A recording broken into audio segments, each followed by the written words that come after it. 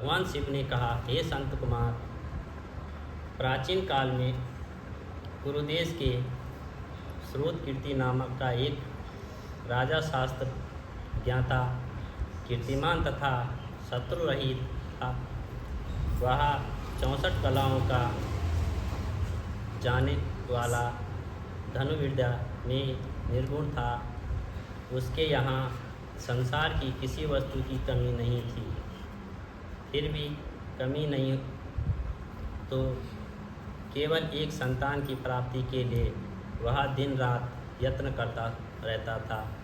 उसने संतान के लिए देवी की आराधना की। एक दिन देवी ने उसकी आराधना से प्रसन्न होकर साक्षात दर्शन किए और कहा, हे श्रुतकीर्ति, वर मांगो।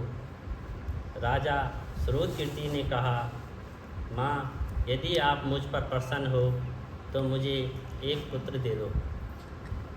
आपकी कृपा से मेरा यहाँ धन धान्य आदि किसी चीज़ की कमी नहीं है।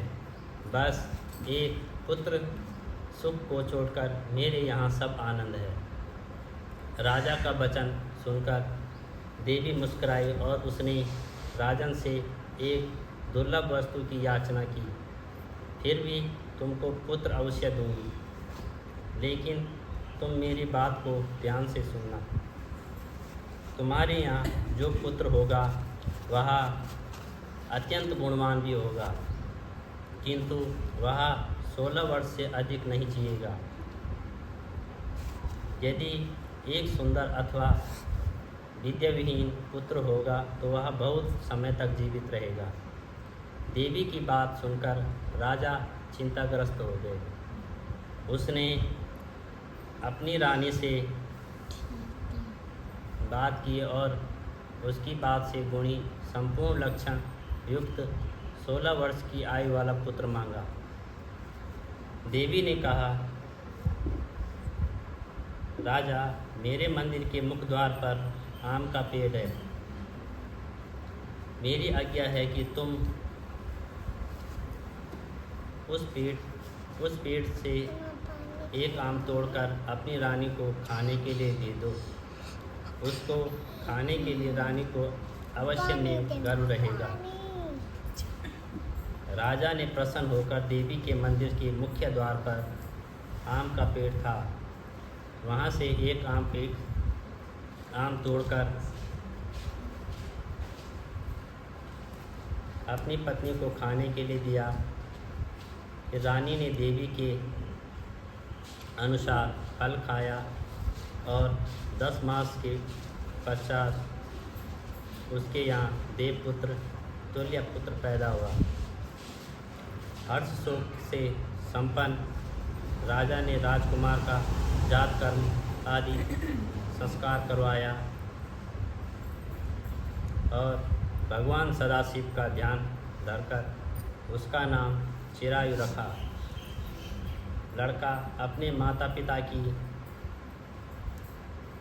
रेख देख में चांद की तरह बढ़ने लगा। दिन बीतते चले गए और उसका 16 वर्ष आरंभ हो गया। राजा रानी दोनों को चिंता सताने लगी और राजा ने सोचा, मैंने यह पुत्र बड़ा कष्ट से प्राप्त किया, अपनी आंखों में इसकी मृत्यु कैसे देख सकूं। यह विचार उसके राजकुमार को उसके मामा के साथ काशी भेज दिया।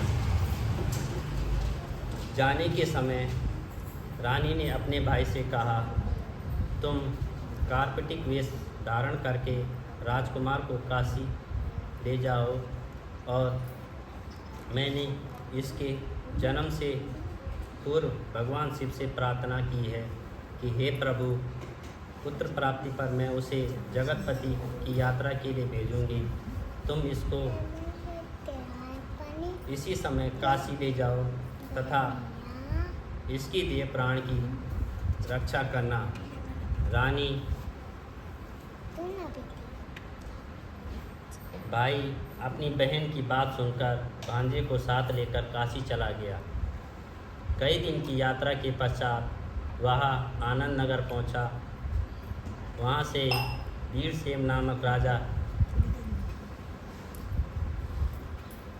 राज्य करता था, जो कि शास्त्र ज्ञाता, कीर्तिमान तथा शत्रु सहित था।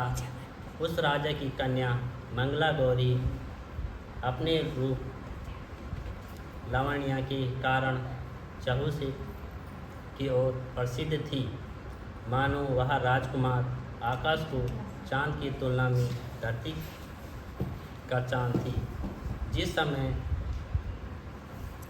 राजकुमार चिरायु तथा उसका मामा आनंद नगर शहर में बाहर से शाही बगीचे में पहुँचे, तो उस समय राजकुमारी मंगला गौरी अपनी सखी सहेलियों के साथ खेल रही थी। राजकुमार चिरायु तथा उसका मामा खेलती हुई लड़कियों को देखने लगे तथा खेलती हुई लड़कियों उस बालिका को क्रोधित और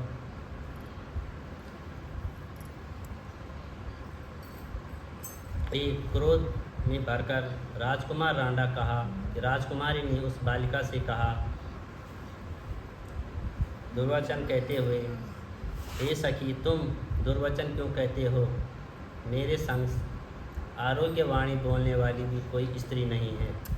देखो, मंगला गौरी कोई प्रसाद एवं मंगला गौरी के व्रत के प्रभाव से मेरे हाथ से जिसके माथे पर चावल गिर जाए या उसके हाथ मेरा विवाह हो जाने पर यदि वह थोड़ी आयु वाला हो तो भी चिरायु हो जाएगा। इसके बाद सब बालिकाएं अपने अपने घरों को लौट आईं और उस दिन राजकुमारी का विवाह बलिखक देश के द्रिम राजा के पुत्र सुकेतु नाम के राजकुमार से होने वाला था। लेकिन सुकेतु मूर्ख, कुरूप तथा बहरा था। वर पक्ष वाले उसकी बजाय विवाह मंडप में अन्य अच्छा वर ले जाने की इच्छा प्रकट कर चुके थे। विवाह के पश्चात सुकेतु के बजाय प्रस्तुत वर को भगा दिया जाएगा और सुकेतु बलि देश को अपनी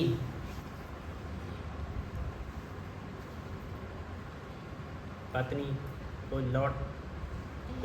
लौट जाएगा। ऐसे विचार करके वर पक्ष के कुछ आदमी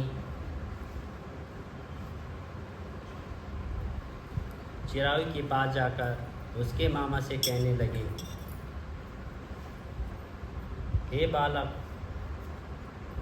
तुम हमें ये दे दो, इसका द्वार हमारा कार्य सिद्ध होने वाला है। इस भूमि पर परोपकार जैसा अन्य कोई धर्म नहीं है। उन लोगों की बात सुनकर चिरायु का मामा प्रसन्न हो गया, क्योंकि वह बगीचे में मंगला गौरी की बात सुन चुका था। उसने वर पक्ष वालों से कहा, आप लोग इस लड़के को क्यों चाहते हो? विवाह के लिए वस्त्र, गहने आदि तो मंगा सकते हैं, लेकिन कोई वर थोड़ी ही मांगा जाता है। फिर भी आपकी बात रखता हूँ कि लड़का आपको दे रहा हूँ। वर पक्षी यजन राजकुमार चिरायु को विवाह मंडप में ले गए और विवाह कार्य सिद्ध हो गया। जब सप्तपदी आदि कार्य होने के बाद रात में राजकुमार मंगला गौरी के साथ सोया, तभी उसका 16वां वर्ष समाप्त हो रहा था।